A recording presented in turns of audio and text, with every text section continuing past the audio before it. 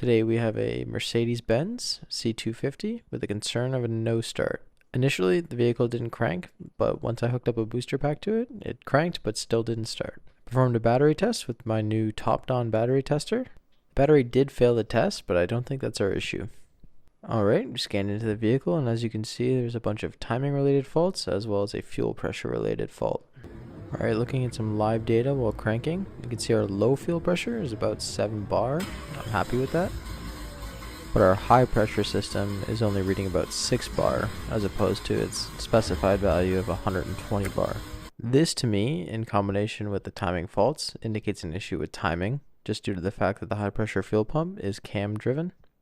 But there's a few more quick checks I'd like to do before making that call. I cleared the faults and tried cranking it again, and the only fault that returned at this time was the intake camshaft fault. So I took out the oscilloscope and I tested power, ground, and signal.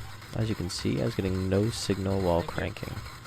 I quickly swapped intake and exhaust sensors, but that made no improvement and just threw faults for both. Here's where I decided to remove the intake camshaft position sensor and observe the tone ring of the camshaft. As you can see, this is our problem. The camshaft isn't spinning at all. With the valve cover off, you can see it's completely cooked. The chain is completely off the camshaft sprockets, and a bunch of damage occurred as a result. Thanks for watching.